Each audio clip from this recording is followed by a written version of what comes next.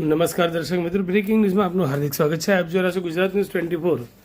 શંખેશ્વર કોલેજમાં વૃક્ષારોપણ મહાઅભિયાન નિમિત્તે એક વૃક્ષ એક જીવન કાર્યક્રમ યોજાયો. Shri N M Shah arts and commerce college શંખેશ્વરના એનએસએસ વિભાગના ઉપક્રમે એક વૃક્ષ એક જીવન કાર્યક્રમ અંતર્ગત વૃક્ષારોપણ યોજવામાં આવેલું.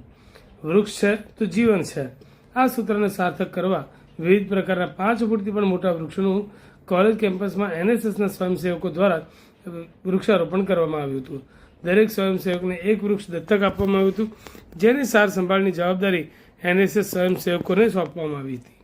આ કાર્યક્રમ નિમિત્તે કોલેજના આચાર્ય ડૉક્ટર રાજેશ ત્રિવેદીએ એનએસએસ સ્વયંસેવકને વૃક્ષોનું જીવન સાથેનો નાતો કેટલો પ્રગાઢ છે તે વિશે સમજ આપી અને વૃક્ષોનું જતન કરવા સ્વયંસેવકોને પ્રેરણા આપી હતી.